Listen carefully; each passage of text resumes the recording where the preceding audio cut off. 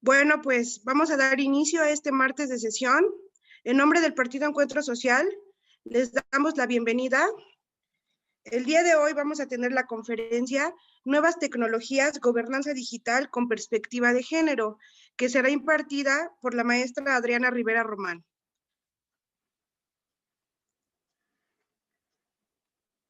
Permítanme leerles un poco de quién es la maestra Adriana Rivera Román. Ella es licenciada en Ciencias Políticas y tiene una maestría en Gobernanza Digital, Académica Política Digital, diplomados en Imagen Política del Colegio de Imagen Pública. Ha trabajado como jefa de información de noticieros de radio y televisión en Morelos. Ha participado y ha trabajado en el diseño de campañas de comunicación en las elecciones del 2018 en Morelos. Se ha desempeñado en el servicio público desde hace 8 años. Trabajó en el sector privado en el rubro de encuestas y estudios de opinión. Pues bueno, le damos la bienvenida, por favor, a la licenciada y la dejamos.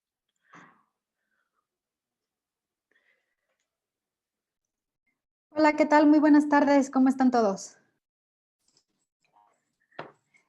Pues vamos a iniciar con esta sesión. Les quiero pedir de favor a todos, a la mayoría, que verifique que sus micrófonos estén cerrados para que no tengamos ninguna interrupción durante la sesión y que si van teniendo alguna duda, por favor levanten la mano para poder ir resolviendo las dudas durante la clase, durante cada tema que estemos tocando. Por favor, antes de interrumpir para una duda, levantemos la mano en el chat, lo podemos hacer con las aplicaciones de Zoom. Y pues bueno, sin más, vamos a empezar con nuestra clase. En esta sesión vamos a hablar de lo que es la gobernanza digital.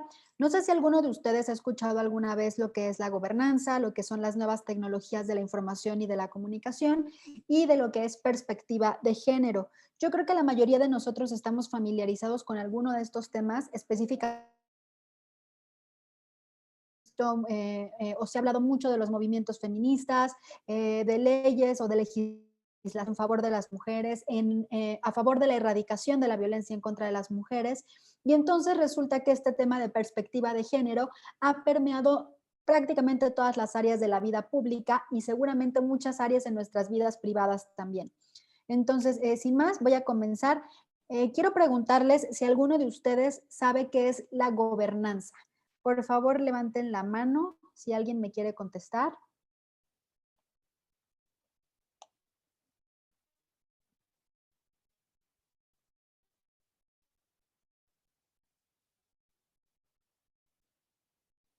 ¿No? ¿No hay nadie? Por favor, chicos, es muy importante su participación.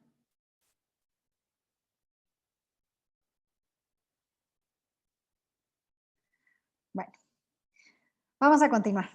Les pido por favor que participen en la clase. Es muy importante porque finalmente es información para ustedes y es conocimiento con el que ustedes se van a quedar. Entonces, por favor, les pido que participen activamente en la clase. Durante esta sesión vamos a revisar distintos temas, vamos a hablar sobre qué es la gobernanza, vamos a revisar también un poco qué es la gobernanza y la agenda digital y cómo se relacionan estos temas, vamos a revisar a grandes rasgos cuáles son los hábitos y consumo de Internet en México, vamos a hablar un poco de e-gobierno, e-democracia y e-participación, estos conceptos que prácticamente desde finales de los 90 se han venido tocando en la esfera pública y que han venido a trastocar muchas de las acciones de gobierno y mucha de la planeación que se realiza al momento de generar políticas públicas. Y finalmente vamos a hablar de las nuevas tecnologías de la información y comunicación y la perspectiva de género. ¿Cómo se relaciona todo esto de las nuevas tecnologías, de la brecha digital, de la incorporación de nuevas herramientas de trabajo digitales en nuestra vida y cómo se relaciona esto con el tema de las mujeres, con el tema de perspectiva de género y con el tema de la paridad y equidad de género. En esta sesión vamos a aprender cómo el uso de plataformas digitales y sociales, de social media o redes sociales como herramientas de comunicación facilitan la colaboración entre el gobierno y el ciudadano e impactan en la creación de una agenda pública, así como en la toma de decisiones de la gestión gubernamental, abonando al sentido de representación de la democracia, que es un concepto sumamente importante para nuestro sistema de gobierno, para la forma en la que elegimos a nuestros gobernantes, tener este sentido de representación. Yo creo que todos ustedes han escuchado alguna vez que existen diputados de representación proporcional. Esto es gente que se coloca en las cámaras específicamente para representar a aquellas minorías que no lograron obtener una candidatura o que no lograron obtener una posición de mayoría y que sin embargo van a tener una representación en las cámaras. Entonces, todo esto lo vamos a revisar en esta sesión. Espero que el tema quede muy claro. Insisto, por favor, si tienen alguna duda, levanten la mano y vamos resolviéndolas durante la sesión.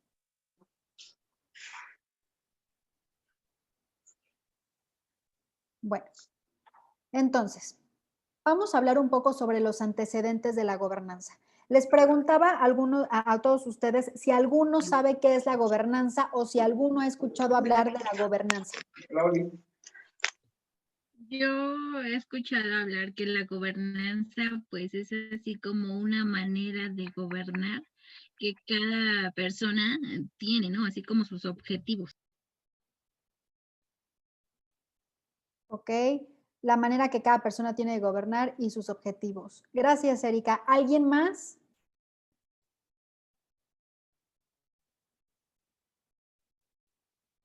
Bueno, vamos a continuar. Entonces, vamos a hablar un poco de los antecedentes, porque la gobernanza es igual o no es otra cosa que los asuntos de gobierno. Son las acciones de gobierno orientados al desarrollo social con derechos democráticos limitados. Es decir, antiguamente o con anterioridad, la gobernanza se relacionaba únicamente a ciertas sociedades que tenían cierto desarrollo democrático. Es decir, la gobernanza, o para que pudiera existir una gobernanza, se necesitaba tener como requisito indispensable un mínimo de democracia, un mínimo de libertad en el ejercicio de nuestros derechos.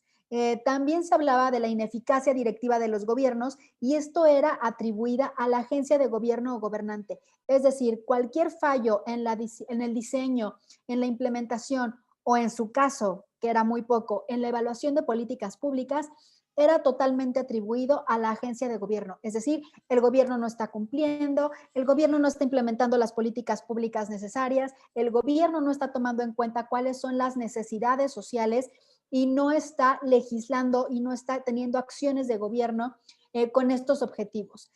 También podemos decir que en los regímenes autoritarios la gobernanza prácticamente no existía, porque como vamos a ver más adelante, para que exista la gobernanza tenemos que cumplir o palomear ciertos requisitos que normalmente se dan en sociedades libres o con cierta libertad en sus derechos.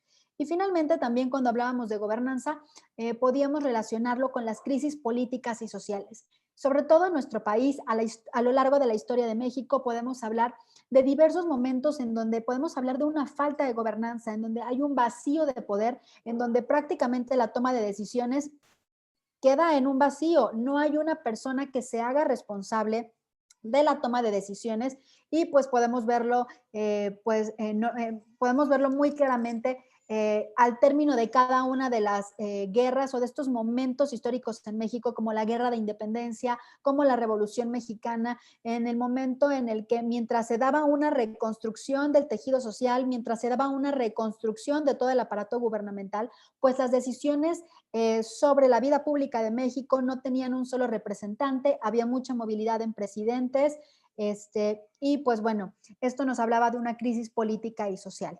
¿Hasta aquí tienen alguna duda? Ok, vamos a continuar. Y entonces, quería presentarles este modelo tradicional en la creación de políticas públicas. Normalmente, para que hubiera gobernanza, para que pudiéramos hablar de gobernanza, había ciertos inputs o ciertos outputs, es decir, había cierto alimento, había ciertos asuntos que se encontraban en la vida pública y que eran comunicados a través de los ciudadanos, en donde muchos de los líderes sociales tomaban todas estas, todo este sentir social, todas estas necesidades sociales y a través de ciertos canales de participación y comunicación los comentaban con el gobierno y finalmente salían en forma de políticas públicas, de trabajo público. Ese era el modelo que tradicionalmente se utilizaba al momento de realizar y de crear políticas públicas y de implementarlas. Es decir, podía ir el presidente a un pueblo, se reunía con los líderes sociales de esta población y ellos le decían, ¿sabe qué?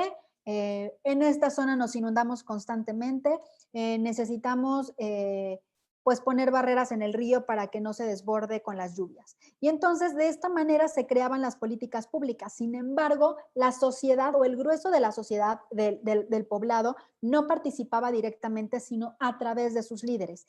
Este era el modelo tradicional en la creación de políticas públicas, no solamente en México, sino en diversas sociedades. Entonces, ¿qué es la gobernanza? La gobernanza es un proceso de gobernar correspondiente a sociedades que estructuralmente son independientes, en las que los actores públicos y privados o sociales se remiten y se requieren mutuamente, tanto para realizar asuntos de su interés particular como para ocuparse de los asuntos de interés y beneficio general. Esta es una definición del doctor Luis Aguilar Villanueva y lo que nos quiere decir básicamente es que la gobernanza es un proceso en donde tanto sociedad como gobierno y algunos líderes estratégicos se reúnen para deliberar en el espacio público sobre las políticas públicas y sobre temas también de interés particular. En el caso de los empresarios, para hablar muy recientemente, por ejemplo, de la reforma que hubo sobre outsourcing, los empresarios se quejaron mucho de que no fueron convocados para poder legislar respecto a este tema del outsourcing, pero en un ambiente de gobernanza, en un proceso donde se da la gobernanza, tanto los entes públicos, tanto los actores públicos como los actores privados se requieren y remiten mutuamente, es decir, necesitan uno del otro para poder legislar, para poder discutir y para poder deliberar sobre los asuntos de interés público y particular. ¿Hasta aquí alguna duda?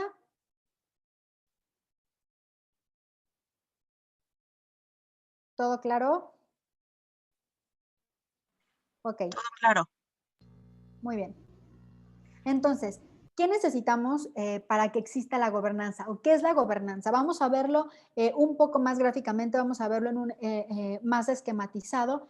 Y pues la gobernanza es una red de participación conjunta del Estado y sociedad. Simple y llanamente es una red de participación conjunta en la que tanto el Estado como la sociedad, como les decía, se remiten y requieren mutuamente para poder hablar sobre los temas de interés común.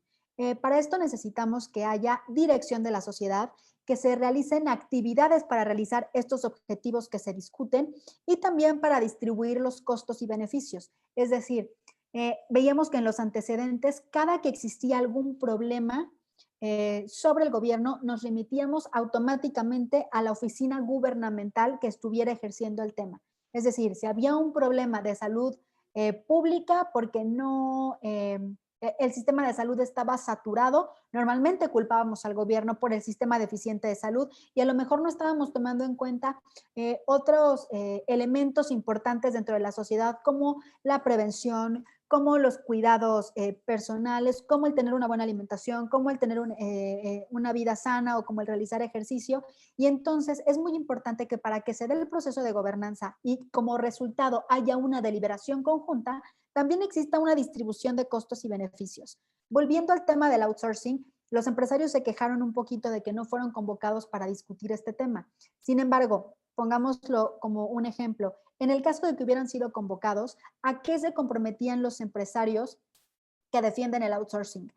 A lo mejor a dar mayores derechos o a reconocer en su totalidad los derechos de los trabajadores. Sabemos que estas empresas normalmente dan a los trabajadores de alta con los salarios mínimos, no reportan la totalidad de sus ingresos, sino que los reportan de diferentes maneras para poder evadir algunos impuestos, etcétera. Entonces, esta distribución de costos y beneficios corresponde tanto a la sociedad como al Estado y cada uno se tiene que hacer responsable de estos costos y de estos beneficios.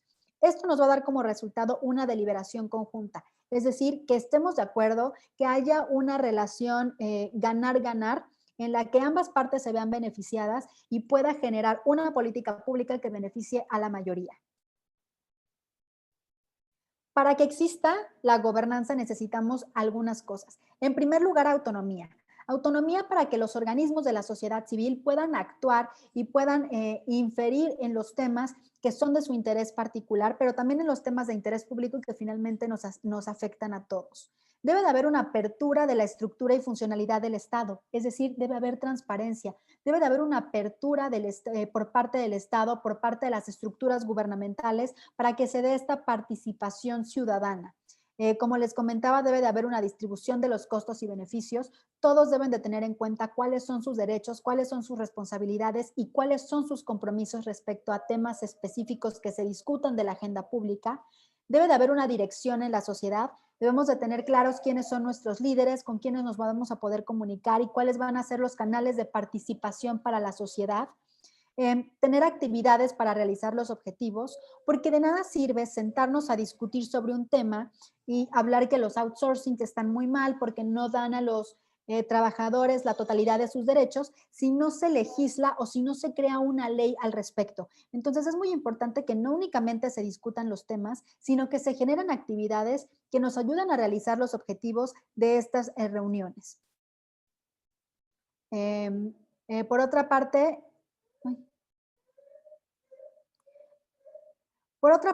entonces nos vamos a hacer esta pregunta. ¿Cómo se deciden los objetivos comunes? ¿Cómo se asegura la aceptación de estos objetivos que se van a discutir? ¿Qué actores se van a involucrar y cómo vamos a participar? Y una pregunta que a mí me causa mucha controversia. ¿Existen realmente las condiciones para llevar a cabo este proceso de participación conjunta? Y finalmente, ¿cómo se van a evaluar estos resultados y cómo se van a corregir los errores que se puedan encontrar, las áreas de oportunidad que podamos notar en las diversas políticas públicas, en las diversas acciones de gobierno, cómo vamos a poder corregir y evaluar estos resultados? ¿Alguno de ustedes, con toda la información que hemos visto hasta ahorita, me podría decir o me podría contestar alguna de estas preguntas? ¿Creen que existen realmente las condiciones para llevar a cabo este proceso de gobernanza en la actualidad en nuestro país, en México?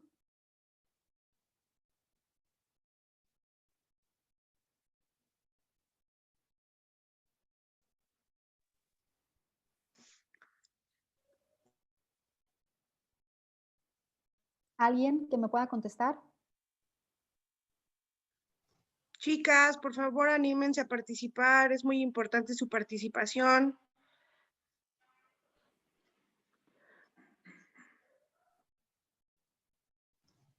Yo quiero participar. Sí. Creo que sí es posible llevar a cabo la gobernanza en México, en nuestras comunidades. Sin embargo, creo que no se lleva a cabo porque no estamos viendo los beneficios de ganar para ambas partes. Al contrario, vemos que o escuchamos que algún político, algún gobernante le dice al privado, te doy esta obra y todo, se supone que es en beneficio de la sociedad, ¿no? Pero me das tanto o el privado te dice, dame la obra y yo te la dejo en tanto y tú te vas a llevar tanto, ¿no? Entonces ahí, lejos de ver los beneficios de una sociedad, de un estado, de una comunidad, están viendo beneficios propios y se están olvidando pues completamente de lo importante, ¿no? Que es pues los gobernados, en este caso. Muchas gracias por tu participación, Mariana, y qué importante lo que acabas de decir, porque si recordamos un poquito de lo que hemos estado viendo, necesitamos que haya una apertura de la estructura del Estado y que haya una funcionalidad como característica necesaria para que se lleve a cabo un proceso de gobernanza. Y como bien lo dices, en muchos de nuestros estados, en muchos de nuestros municipios, con muchos de nuestros funcionarios públicos, a veces tenemos estos vicios que nos impiden llevar a cabo con totalidad y llevar a cabo al 100% este proceso de gobernanza. Vemos muchos esfuerzos, tanto en el ámbito municipal como en el ámbito estatal, como en el ámbito federal, en donde se llama a mesas de trabajo para que los actores involucrados en los distintos temas de la vida pública en México, pues puedan aportar ideas, puedan aportar soluciones. Sin embargo, falta mucho camino por recorrer. La verdad es que ha sido, no solamente en México, sino en las sociedades a nivel mundial, ha sido ha sido un trabajo bastante intenso poder generar estos procesos de gobernanza con participación ciudadana, que no únicamente como en la antigüedad nos remitamos únicamente a las oficinas de gobierno y dejemos toda la responsabilidad de la gobernanza en sus manos, sino que como sociedad, como individuos, como ciudadanos, nos involucremos en estos procesos que finalmente también tienen un impacto directo muchas veces e indirecto en nuestras vidas. Entonces, muchas gracias por tu participación, Mariana. Muy interesante lo que nos acabas de platicar. Bueno, entonces ya vimos de qué trata la gobernanza y entonces, ¿qué es la gobernanza digital?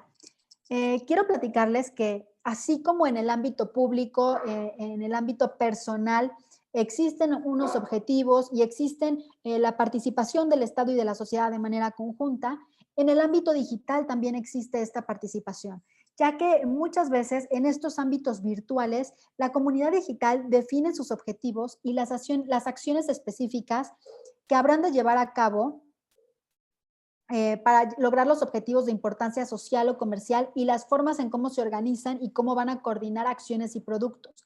Es decir, la gobernanza digital no es otra cosa que la gobernanza presencial, la gobernanza en la vida real al ámbito digital. Es decir, hay un grupo de influenciadores en el ámbito virtual que van a determinar, al igual que los líderes sociales, que van a determinar cuáles son los temas y cuál es la agenda pública. Van a determinar los temas sobre los que se tiene que tratar, los temas que son de importancia para la comunidad digital y van a tratar de trabajar de alguna forma con el gobierno para llevar a cabo y lograr estos objetivos.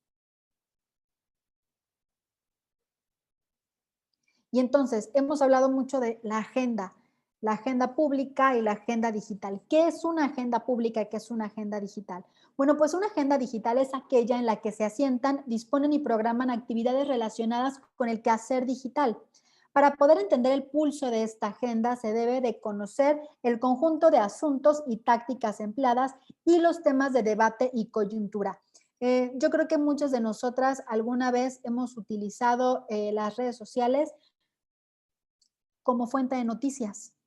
Y entonces podemos entrar a Twitter, nos vemos a la pestañita donde dice buscar y podemos encontrar los hashtags o los temas importantes, las tendencias a nivel global, a nivel nacional e incluso a nivel local podemos encontrar también nuestras tendencias de acuerdo a la configuración que nosotros tengamos de nuestra cuenta.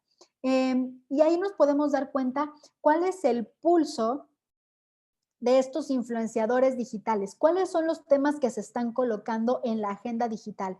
En algún momento, y podemos recordarlo todas, estuvo muy en tendencia el tema de Me Too, que hablaba de un movimiento de estrellas de Hollywood, no solamente actrices, sino también directoras, escritoras, guionistas, que se vieron afectadas por temas de acoso y abuso sexual. Este fue un tema y un movimiento que no solamente impactó en Estados Unidos, fue un tema que impactó en el mundo y que puso en el radar de la agenda digital estos temas de acoso y de violencia en contra de la mujer en este sector de la población que a lo mejor podría parecer muy lejos de nosotros, pero que sin embargo muchas personas de nuestras localidades se subieron a este tema, como lo decimos en el argot digital, se subieron a la ola de este hashtag y que también hicieron algunas denuncias respecto a acciones de acoso sexual e incluso violencia sexual que tuvieron. Una vez que se llevó a cabo este movimiento, una vez que se consolidó este movimiento, pues empezaron a tocar también otros temas como la violencia política en contra de la mujer, como la violencia en los hogares de México, como las desapariciones de mujeres que se estaban realizando o que estaban aconteciendo en México y en Latinoamérica en general. Y entonces, esto es la agenda digital. La selección temática que los medios realizan para influir en la percepción del público. Es decir, los influenciadores, la gente que quiere colocar estos temas en la agenda digital, son los que van a colocarlos para cambiar o para generar una percepción en el público. Porque a lo mejor nosotros no teníamos idea, no sé si alguna vez ustedes han escuchado sobre la ley Olimpia en México. Yo no sabía sobre la violencia digital en contra de las mujeres hasta que conocí la ley Olimpia. Y entonces, esta persona, Olimpia Coral Melo, que estaba tan interesada en este tema porque ella había sufrido de violencia digital, pues se encargó de movilizarse no solamente de manera en tierra, no solamente en una participación real, sino también de una manera virtual. Se encargó de colocar este tema en la agenda mediática para que el público tuviera una idea y pudiera percibir cuál era el tema, cuáles eran las consecuencias que podía traer la violencia en contra de la mujer. El público además tiende a asignar una importancia a los hechos que refleja el énfasis atribuido por los medios de comunicación masiva a estos acontecimientos. Es decir, muchas veces ocurren inundaciones en el estado de Tabasco, pero hasta que un medio de comunicación masiva o un medio de comunicación digital no lo coloca en la agenda, nosotros no nos enteramos porque estamos muy lejos de estos temas. Y también hay muchos temas que ocurren probablemente en Tlaxcala y que ocurren en Morelos que se quedan en lo local, que no trascienden más allá porque la gente no le da un énfasis, porque no se ha colocado por un medio de comunicación masiva, porque no se ha colocado por medio de un influenciador. Entonces, recordemos que la agenda digital muchas veces o la mayoría de las veces son estos influenciadores, son estos medios de comunicación masiva los que le dan la importancia a estos temas y nuestra reacción como audiencia pues es darle el énfasis a estos temas gracias a la colocación que de ellos hicieron estos medios de comunicación masiva o estos influenciadores. ¿Hasta aquí tienen alguna duda?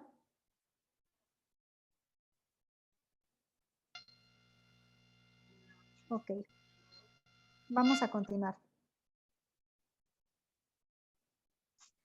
Como les decía al inicio de la sesión, quería hablarles un poco de los hábitos de consumo de medios digitales, de plataformas de social media o de redes sociales, porque esto va a ser muy importante para que entendamos cómo se plasma la agenda digital en México y cuál es la relación que todos los usuarios del Internet tenemos con las redes sociales. Esta es información a enero de 2020 que Hotsuite, que es una plataforma que nos permite administrar nuestras redes sociales, hizo a finales de 2019 y que presentó a principios de este año sobre las plataformas de redes sociales más utilizadas en México. Este estudio fue realizado en el mes de diciembre y, como les decía, se presentó en el mes de enero. Y entonces, si ponemos atención a este infográfico, podemos notar que la red social número 1 en México, la más utilizada, es YouTube. Esta red social que, bueno, nos permite compartir videos, que nos permite compartir también acciones en tiempo real, que nos permite compartir videos en tiempo real, los famosos en vivos, y que ha sido una de las plataformas mucho más utilizadas en los últimos años. En segundo lugar, encontramos que Facebook es la segunda red social más utilizada en México, con el 94% de los usuarios de Internet. Y en tercer lugar, y en cuarto lugar, es muy interesante lo que pasa, porque encontramos a WhatsApp y a Facebook Messenger. Esto nos quiere decir que las redes sociales de comunicación están tomando una importancia increíble en nuestra vida en México. Yo no sé ustedes, pero la mayoría de las personas que yo conozco ya no hacen llamadas telefónicas. Todo lo resuelven a través de WhatsApp. Temas personales, temas de trabajo, temas de la escuela, incluso muchas veces, y ahorita con la pandemia, hasta las citas médicas las están resolviendo por internet, por WhatsApp. Entonces es muy importante cómo estas redes sociales de comunicación han tenido un crecimiento exponencial desde su lanzamiento en nuestro país. En quinto lugar tenemos Instagram y en sexto lugar tenemos Twitter. Esto se debe a la naturaleza de cada red social. YouTube es una red primordialmente de entretenimiento. Creo que son un porcentaje muy pequeño de usuarios que utiliza YouTube con fines informativos. Normalmente lo utilizan para ver tutoriales, lo utilizan para ver gameplays, lo utilizan para ver videos musicales o para escuchar música, o lo utilizan para ver videos chistosos. Lo utilizan como relax, lo utilizan como ocio. Y en segundo lugar está Facebook. Facebook tiene una naturaleza totalmente diferente. Facebook es una red social emotiva en la que nos ayuda a sentirnos conectados con nuestro entorno. Yo no sé ustedes, pero ha habido estudios en donde a lo mejor ustedes conocen a alguna persona con estas características que lo ven muy activo en Facebook y platicando con amigos y comentando y dando likes, pero que en su vida real a lo mejor es una persona mucho más seria, mucho más reservada y pues vive una vida a través de esta red social. Entonces, Facebook es una red social meramente emocional, nos ayuda a sentirnos conectados con nuestro entorno y nos da una percepción de interacción social que a lo mejor en nuestra vida real no tenemos. Y como les comentaba, están WhatsApp y Facebook Messenger como redes sociales de comunicación. Instagram, al igual que Facebook, es una red emocional, pero sin embargo Instagram está dirigida a un público objetivo mucho más joven. Se da únicamente a través de la utilización de fotografías, se utiliza muy poco texto y no es una red social en donde se busque información. Al contrario de Facebook, que Facebook, como es una red social con la que estamos más familiarizados y que utilizamos más a lo largo del día, pues nos ayuda a ver, sí, a nuestros amigos, a nuestros familiares, pero que también nos ayuda a revisar noticias, nos ayuda a ver medios de comunicación, nos ayuda a revisar tendencias, a ver cuáles son los temas que se encuentran en la agenda digital. Y finalmente, Twitter. Twitter, que es una red social meramente informativa, normalmente la utiliza el círculo rojo, los periodistas, la gente que va a buscar información detallada sobre algún tema en específico.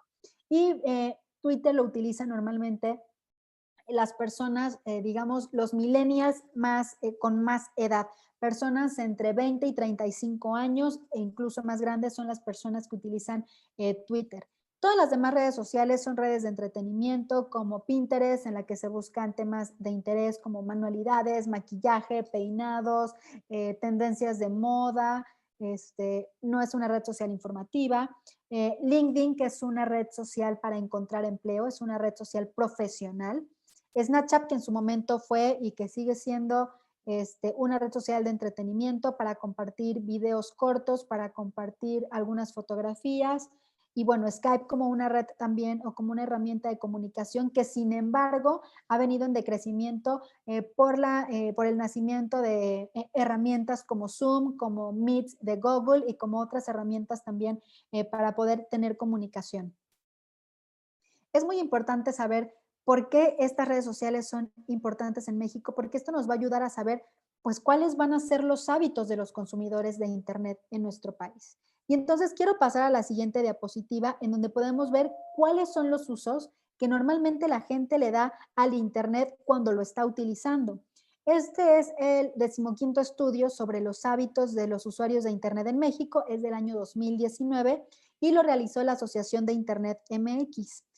Cuando revisamos esta infografía podemos ver que la utilización número 1 del Internet en México es para redes sociales. Es decir, todos los usuarios de Internet o el 82% de los usuarios de Internet utilizamos esta herramienta para conectarnos a nuestras redes sociales. Llámese Facebook, llámese Instagram o llámese Twitter o YouTube. En segundo lugar, lo utilizamos para recibir y para enviar mensajes instantáneos. Es decir, el Internet se ha vuelto una herramienta de comunicación en tiempo real y es por esto el crecimiento de estas redes sociales de comunicación como WhatsApp y como Facebook Messenger. En segundo lugar, lo enviamos, en tercer lugar, para enviar y recibir mails, para buscar información, para utilizar mapas, enviar ubicaciones, ver películas, escuchar música, hacer operaciones de banca en línea. Y si nos vemos más abajo, nos damos cuenta que pues prácticamente un poquito abajo de la mitad de los usuarios lo utilizamos para realizar gestiones con gobierno. Y aquí entra también un poco de lo que hablábamos al principio de la gobernanza digital. ¿Cómo se relaciona la gobernanza digital con la realización de gestiones de gobierno en Internet? Esto nos habla de que el gobierno está invirtiendo o invirtió en su momento en las tecnologías de la información para poder cerrar la brecha con algunos sectores de la población. No sé si les ha pasado, pero sobre todo en estas fechas en donde empiezan el pago del predial o el pago de servicios, vemos las colas que se hacen en los ayuntamientos, en las tesorerías municipales y dices, no, no quiero ir a pagar. No tengo tiempo de irme a parar 2 horas en una fila para poder pagar el predial. Y mucha gente dejó de pagar sus impuestos y dejó de pagar sus derechos y dejó de pagar sus obligaciones porque era una pérdida de tiempo o no tenían tiempo de salirse de su trabajo y de ir a realizar gestiones con gobierno. Entonces el gobierno pensó y dijo, ¿cómo podemos cerrar esta brecha con la población? ¿Cómo podemos incrementar también la recaudación tributaria? Pues a través de los pagos por Internet. Y creo que a todos se nos hace mucho más fácil entrar a la página del gobierno, buscar la pestañita para pagar mi agua y pagar, meter los datos de mi tarjeta y ya realizaste tu pago de agua sin tener que ir a hacer una fila de 2 horas. Entonces es importante ver que el uso de las nuevas tecnologías de información y comunicación no se realiza únicamente, como lo veíamos al principio, para la creación de políticas públicas, para abordar los temas de interés público y particular, sino también con acciones específicas como las gestiones que nosotros tenemos con el gobierno y la cercanía que nosotros podemos sentir de este. Y entonces esto nos lleva a unos conceptos bien interesantes que son el e-gobierno, la e-democracia y la e-participación. En los últimos años, la modernización de la administración pública se ha apoyado de manera importante en la incorporación de las tecnologías de información y comunicación, las famosas TICs. Se han incorporado a los procesos y servicios gubernamentales. Y como les comentaba, entonces el gobierno decidió que a través de estas tecnologías se podía realizar una prestación de servicios, también se podía mejorar y eficientar la operación interna de las agencias gubernamentales y también de una manera como una externalidad, como una consecuencia, fortalecía las relaciones de los ciudadanos, las empresas y otros grupos sociales con el gobierno. Esto es el gobierno electrónico. Esta prestación de servicios, este mejoramiento de la operación, de la eficientización administrativa en las oficinas gubernamentales, pero también el fortalecimiento de estas relaciones con los ciudadanos que a través de estas herramientas como las redes sociales, por ejemplo, las cuentas oficiales del gobierno, podemos sentir una cercanía, podemos sentir que nos escuchan, podemos sentir que el funcionario es el que nos está contestando, aunque muchas veces no sea así, pero nos da una percepción de cercanía con nuestros gobiernos y esto fortalece la relación del gobierno con los ciudadanos, con las empresas y con los grupos sociales. Este gobierno electrónico tiene como objetivo incrementar la eficiencia, la transparencia, la accesibilidad y la capacidad de respuesta a las demandas de los ciudadanos y de las organizaciones de la sociedad civil, así como lograr un gobierno competitivo que contribuya a alcanzar las metas de crecimiento económico y de desarrollo social que son tan importantes para nuestro país. Sin embargo, podemos ver que los esfuerzos que se han realizado para la implementación del gobierno electrónico, pues todavía están muy lejos de alcanzar estos objetivos. Sin embargo, desde el año 2000 se han venido haciendo esfuerzos, tanto en el gobierno federal como en los gobiernos locales, para poder eficientar estos procesos del gobierno electrónico.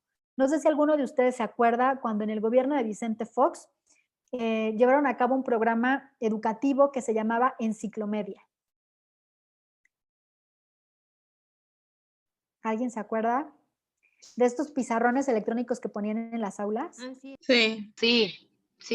Ok, esto nos habla de una acción de gobierno electrónico, es decir, cómo vamos a mejorar una demanda de la población que es la alfabetización digital, la utilización de las nuevas tecnologías en los espacios públicos. O sea, era muy raro o era muy deficiente la formación académica que se daba en las escuelas públicas sobre el uso de las nuevas tecnologías. Bueno, algunas ni siquiera tenían computadoras. Entonces, con este programa el objetivo era precisamente ir educando a la población en el uso de estas nuevas tecnologías. Después también se implementó un programa en donde se pretendía que en las zonas marginadas de México existiera por lo menos un punto en donde se pudieran conectar de manera gratuita a Internet. Una especie de ludoteca, una especie de biblioteca en donde hubiera una computadora, en donde hubiera una conexión a Internet y que estuviera abierta a la población de determinadas zonas del país. Entonces, todas estas acciones van encaminadas a realizar estos objetivos del gobierno electrónico, que es, como les decía, incrementar la eficiencia, incrementar también la transparencia. Ahora contamos con plataformas de transparencia en las que no tenemos que ir a una oficina, sino que a través de solicitudes electrónicas nosotros podemos pedir información sobre diversos temas y sobre diversos recursos públicos que se ejercen en gobiernos locales y en gobiernos estatales. Y pues bueno, entonces todo esto se realiza y todo esto se trabaja en función de realizar los objetivos del gobierno electrónico. Pero también tenemos la e-democracia. La e-democracia es el uso de las TICs para promover, o de las tecnologías de la información y de la comunicación, para promover la participación ciudadana y en sus diversas manifestaciones para sustentar estas relaciones democráticas entre el gobierno, los ciudadanos y otros stakeholders. Los stakeholders no son otra cosa que nuestras audiencias objetivo. Y en una democracia, pues las audiencias objetivos somos todos, ¿no? Para que se pueda llevar a cabo un proceso de gobernanza en una democracia o en un ambiente democrático, pues debe de haber una apropiación del mensaje. Es decir, debemos estar convencidos de lo que estamos trabajando. También debemos de entender cómo interactuamos con nuestros líderes, quiénes van a estar a cargo de los procesos electorales, cuáles son los canales de participación ciudadana, cuáles son los líderes que van a participar en estos procesos, los partidos políticos, la asignación de recursos públicos, etcétera. Y pues bueno, la e-democracia es algo que también se ha venido trabajando en México. Vemos acciones que han llevado a cabo los órganos electorales locales, así como el INE, por ejemplo, que ahora durante la pandemia puedes sacar una cita vía electrónica para poder realizar tus trámites de credencialización. También se pueden consultar o puedes ver en línea las sesiones de los consejeros del INE, algunas sesiones de los consejeros electorales locales y pues bueno, todo esto tratando de abonar a la transparencia en los procesos democráticos en México. Todavía falta mucho camino por recorrer. La participación ciudadana a través de las nuevas tecnologías de la información poco a poco ha ido ganando relevancia y todo esto porque la confianza en los medios masivos de comunicación ha venido en decrecimiento en los últimos 10 años. Más o menos a partir de 2012 se registró poca o nada de confianza en los medios de comunicación masiva tradicionales como el radio, la televisión y los periódicos. Y a partir de 2015, alguien vino a ocupar estos espacios de vacío informativo que dejaron pues esta desconfianza a los medios de comunicación masiva. Y entonces resulta que México es uno de los principales países miembros de la OCDE que accede a las redes sociales en México para obtener información sobre los procesos democráticos. Es decir, esta esfera pública, esta vida pública en donde se deliberan los temas de interés general, los estamos trasladando a un entorno virtual en donde a través de las redes sociales podemos encontrar diversos movimientos y diversas formas de participación ciudadana, hubo un ejercicio muy interesante por parte de la UNAM en las elecciones de 2018, en una página de internet que se llamaba Voto Informado. Y entonces con el hashtag de voto informado, tú podías consultar en tiempo real en las redes sociales información sobre el proceso electoral que se estaba llevando a cabo en México. Desde consultar en dónde estaba tu casilla hasta poder revisar las fuentes y revisar y, se me fue la palabra, pero entender cuáles eran las noticias reales y cuáles eran las noticias falsas, las famosas fake news. Podíamos hacer una recopilación de todas estas fake news en tiempo real durante el proceso electoral en México. Y entonces todos estos esfuerzos abonan a la e-democracia, a que los canales de participación ciudadana los podamos trasladar de la vida y de la esfera pública a la esfera virtual. Y finalmente tenemos el concepto de la e-participación. Entonces, si tenemos una e-democracia y un e-gobierno, pues a nosotros nos toca también la participación electrónica. Y esto se trata de fomentar la participación cívica y la gobernanza participativa a través de estas tecnologías de la información como herramienta para la participación y la colaboración entre los gobiernos y los ciudadanos.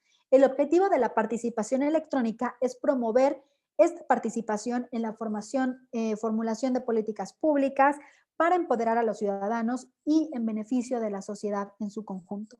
Es decir, que nosotros como ciudadanos nos involucremos cada vez más en los temas vertidos en la agenda pública y en los temas de interés general de la esfera pública de nuestro país. ¿Hasta aquí tienen alguna duda? No, licenciada, No. gracias. No. Perfecto, todo muy claro. Bueno, entonces acabamos de tocar un tema muy específico y que a mí me gusta mucho tratar en estas sesiones, que es la participación cívica. ¿Qué es un ciudadano digital? ¿Qué es un ciudadano digital? Y bueno, ¿qué es el civismo digital? Esto significa expresar o intercambiar opiniones de temas de relevancia pública, pero no solamente se sujeta a estas actividades en la esfera virtual. En un sentido más amplio, se trata de aprovechar y hacer valer nuestros derechos y cumplir con nuestras obligaciones. Las plataformas digitales y los medios electrónicos nos ayudan a realizar estas actividades, teniendo la posibilidad de comunicarnos, como les decía, directamente con las instancias gubernamentales o con los servidores públicos para cumplir también con nuestras obligaciones a través del pago de impuestos o realizar algunos trámites en línea, pero también para generar y para reducir la brecha de comunicación que tenemos con nuestras autoridades.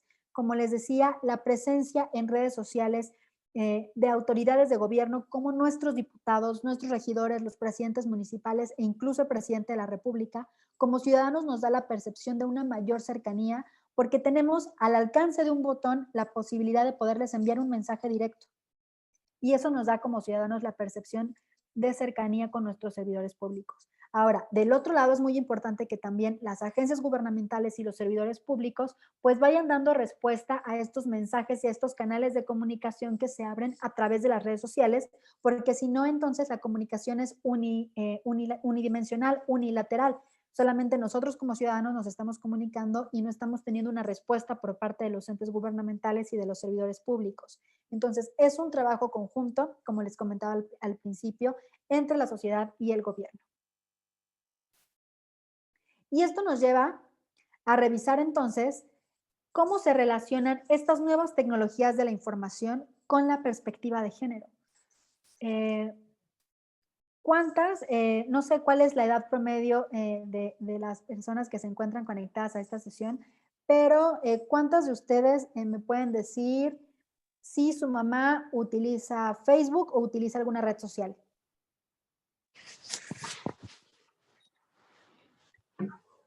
No, la mía no utiliza. Itzel, tu mamá no utiliza. ¿Me podrías decir más o menos la edad de tu mamá? Ella tiene 56 años. 56 años, ok. ¿Alguien más por ahí me decía? Mi mamá tiene 57 y utiliza todas las redes sociales. Todas las redes sociales, ok. ¿Alguien más que su mamá no esté familiarizada con las redes sociales? Mi mamá tiene 50 años y no utiliza las redes sociales, solamente puro WhatsApp. Puro WhatsApp, ok.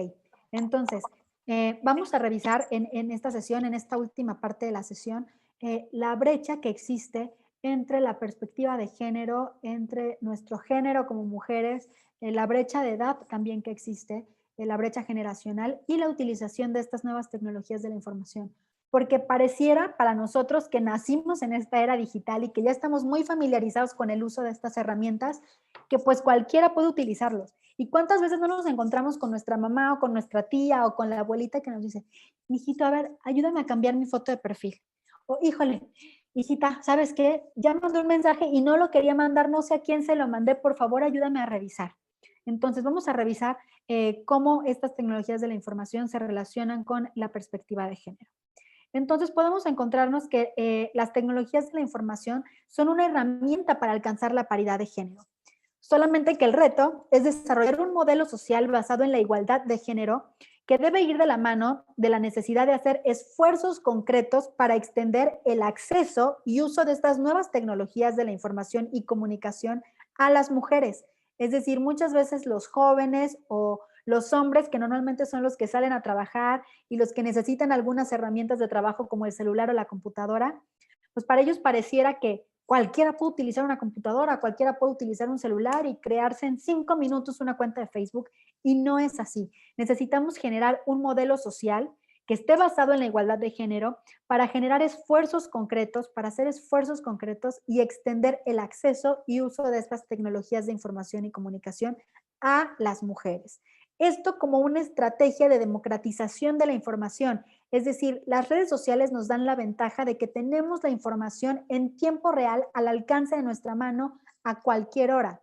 Entonces, esta democratización de la información va a ayudar a alcanzar la paridad de género, así como la comunicación y la participación de las mujeres y entre las mujeres en la generación de conocimiento de distintos temas. ¿Y esto por qué? Porque las tecnologías de la información y la comunicación permiten que las mujeres o permiten a las mujeres formar parte activa de redes de desarrollo, de apoyo y de divulgación. Es decir, lo podemos ver simplemente en nuestro ámbito familiar. Las mamás que utilizan WhatsApp seguramente tienen un grupo con sus hermanos, con sus hermanas o con sus padres, en caso de que aún estén vivos. Y se comunican a través de esta red para generar una red de apoyo, una red de divulgación, una red de comunicación, una red de conocimiento. Muchas veces también tenemos que como compañeras de trabajo creamos un grupo en donde únicamente estamos las mujeres y nos sirve como una herramienta de difusión para saber qué es lo que está pasando en la empresa, para saber si van a ir a salir a comprar comida o si ya regresaron de su hora de comer, si el jefe sigue en la oficina, si saben a qué hora vamos a salir de trabajar. Esto posibilita el acceso a las mujeres a nuevos trabajos y profesiones. También impulsa la participación en iniciativas de aprendizaje interactivo y de teleformación, lo que está sucediendo actualmente durante la pandemia. No estamos acudiendo a las aulas de manera presencial, sin embargo, estamos teniendo una formación a distancia o una teleformación. Y el acceso a conocimientos e información para poder empoderar y mejorar sus vidas. Esto también facilita que las mujeres ocupen el espacio público en la sociedad de la información, creando recursos, aportando ideas, opiniones, haciendo valer su ingenio y creatividad. Y esto es muy importante porque muchas veces entendemos a las redes sociales únicamente como herramientas de comunicación y no vemos más allá de la utilidad de estas nuevas tecnologías de la información. Con la pandemia que se vino, pues finalmente tuvimos que acelerar este proceso de aprendizaje y tuvimos que empezar a utilizar estas tecnologías para la formación académica a distancia. Entonces, es importante que una vez que nos empecemos a familiarizar con estos temas, pues entendamos que darles a las mujeres acceso y formación a estas tecnologías de la información y de la comunicación, pues van a ayudar a empoderarlas, nos van a ayudar a que se sientan seguras y a que vengan a formar parte y a que participen en el espacio público aportando diversas ideas, opiniones y también haciendo valer su ingenio y creatividad, que seguramente muchas de ellas tienen muy buenas ideas para mejorar sus comunidades y sus localidades e incluso sus núcleos familiares.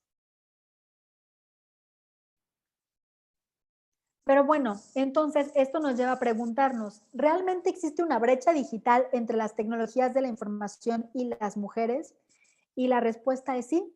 Diversos estudios de organismos internacionales como la ONU han detectado 3 tipos de brechas entre las tecnologías de la información y las mujeres. En primer lugar, como les comentaba, encontramos la brecha generacional causada por las diferencias de edad y también causada por los grados de alfabetización de las mujeres que se encargan de liderar a sus familias. Por eso les preguntaba cómo sus mamás se relacionan con las redes sociales.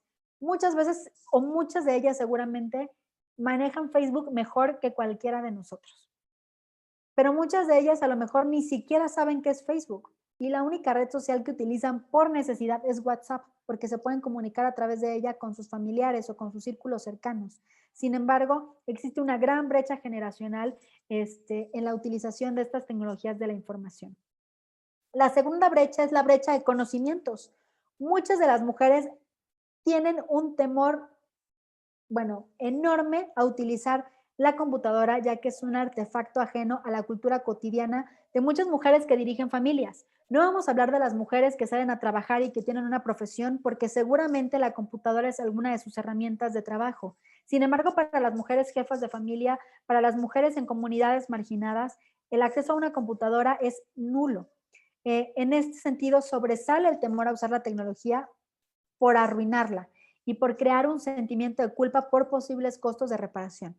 Y podemos encontrar muchos ejemplos de, no, a mí no me dejes esto porque lo voy a picar, quién sabe qué, y lo voy a echar a perder. Y entonces existe esta brecha de conocimientos en las que las mujeres con ciertas características no se quieren acercar a las nuevas tecnologías de información. Y finalmente tenemos una brecha de género, ya que el rol tradicional de la madre y de las labores del hogar se convierten en barreras sociales que limitan a las mujeres a asistir a cibercafés y a centros de computación en muchas zonas marginadas. No tienen tiempo, porque además existe una cultura en donde las mujeres se tienen que dedicar a su casa y tú que tienes que salir a hacer a la calle, que no tenga que ver con tu casa. Si no tienes que ir al súper, al mandado o a cualquier cosa relacionada con la casa, no tienes a qué salir. Y entonces, como les comentaba, sobre todo en zonas marginadas, el acceso a estas tecnologías como tabletas, como celulares, como computadoras, pues es prácticamente nula. Además, no es común ver a una mujer adulta o adulta mayor en un cibercafé, porque pues ellas ya se quedan en su casa, no las animamos a seguir o a continuar con su formación y esto hace que la brecha digital se convierta en una brecha de comunicación, de información y de conocimientos. Estamos cooptando la capacidad de las mujeres de comunicarse, de acceder a la información y de formarse en la obtención de nuevos conocimientos.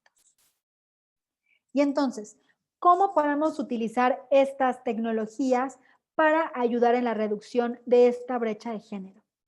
Y bueno, para finalizar, empoderar a las mujeres para la utilización de estas tecnologías y en especial en la participación para su desarrollo es un proceso que requiere la toma de conciencia por parte de nosotras las mujeres, por parte del género femenino, del poder que estas herramientas nos ofrecen tanto a nivel personal como profesional. Muchas veces nos damos cuenta que en las carreras de ingeniería, de desarrollo de software, pues la mayor parte del alumnado o la plantilla de alumnos son hombres. Como mujeres pensamos que no tenemos la capacidad para poder acceder a estas carreras, que no vamos a poder con las matemáticas, que son carreras que son pues exclusivamente para hombres y también tenemos nosotros que llevar a cabo un proceso en el que tomemos conciencia de la importancia de que las mujeres participen también en estas actividades que normalmente estaban concebidas para hombres, pero que actualmente podemos participar. Y también debemos de tomar conciencia de que estas herramientas nos ofrecen muchos beneficios a nivel personal y a nivel profesional. Podemos hablar de que estas tecnologías de la información nos ayudan a realizar una alfabetización digital, nos ayudan con la obtención de nuevos conocimientos, también las podemos utilizar para ocio y cultura. Muchas veces hay actividades culturales de las que no nos enteramos, que son gratuitas y que se dan a través de redes sociales o a través de herramientas en línea. También podemos tener acceso a la salud electrónica, formarnos e informarnos en diversos temas respecto a la salud reproductiva, respecto a la salud de la mujer, que a lo mejor no podemos estar yendo todo el tiempo de información a través de páginas verificadas. También, como les decía, tenemos acceso a la formación académica. Actualmente hay muchas escuelas, muchas instituciones, incluso públicas, gratuitas, que se dedican a dar formación a través de estas nuevas tecnologías. Podemos estar informados acerca de la comunicación de género, lo que está ocurriendo en el sector de las nuevas tecnologías de la información, tener acceso a estudios y análisis para nuestra formación.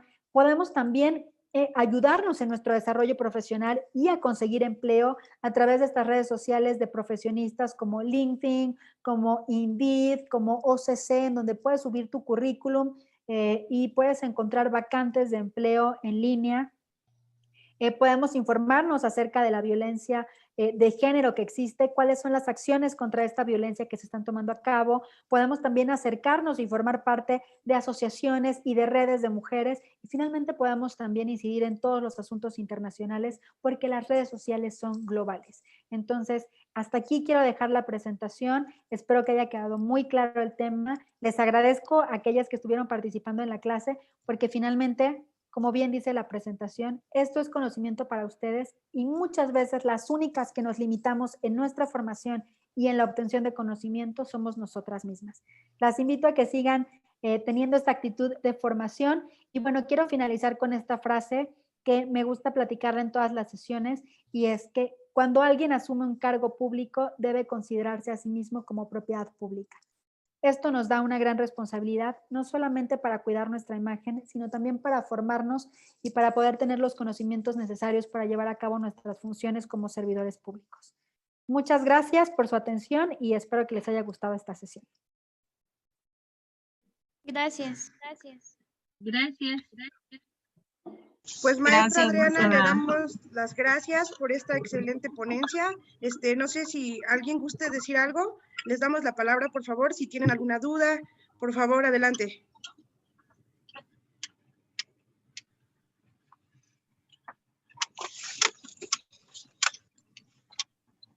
Bueno, al parecer no, pero bueno, en el chat comentan que es una excelente ponencia. Gracias, muchas gracias. Bueno, le voy a dar la palabra a la coordinadora de comunicación de nuestro partido Encuentro Social Tlaxcala, quien le dará un reconocimiento virtual y unas palabras. Muchísimas gracias. Hola, buenas noches, maestra. Muchísimas gracias por su intervención. Es bastante importante saber y estar a la vanguardia. Son temas que en general a todos nos ha costado irnos adaptando. Efectivamente, por el trabajo,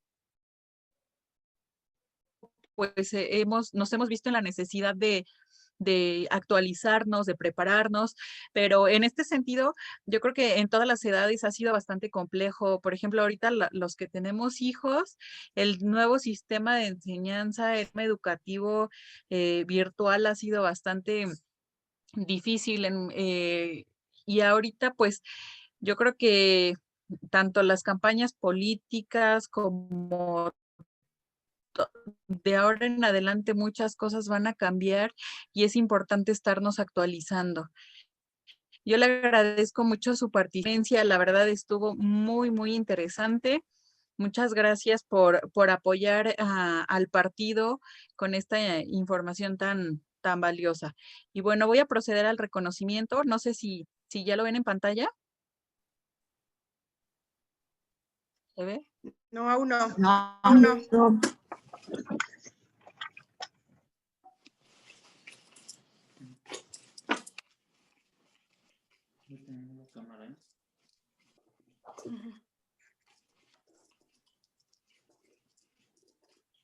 Ok. Bueno, a nombre del Partido Encuentro Social Tlaxcala, entrega el presente reconocimiento a la maestra Adriana Rivera Román por su intervención en el Diplomado de Liderazgo Político de las Mujeres con la conferencia Nuevas Tecnologías, Gobernanza Digital con Perspectiva de Género. Tlaxcala, 17 de noviembre de 2020. Lo firma el presidente del partido, el licenciado José Luis Garrido Cruz, y la secretaria general del partido, la maestra Mónica Sánchez. Esperamos que más adelante tengamos oportunidad de seguir aprendiendo de usted con todo el conocimiento que tiene. La verdad, yo creo que hasta falta tiempo para que se pueda digerir toda la información, pero espero que no sea la única ocasión que tengamos el gusto de trabajar con usted y de aprender de usted. Muchísimas gracias y que tenga excelente noche.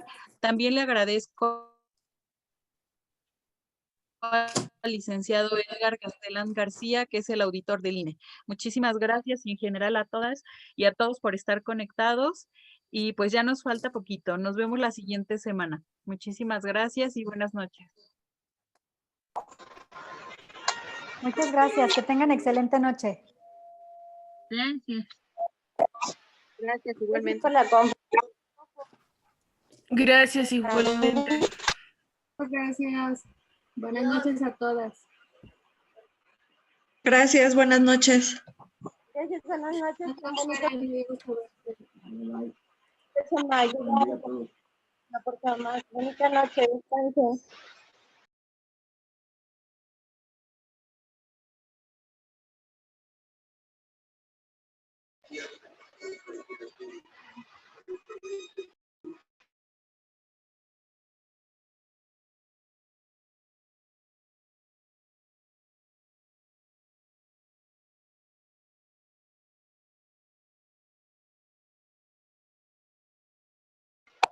Gracias, bonita noche.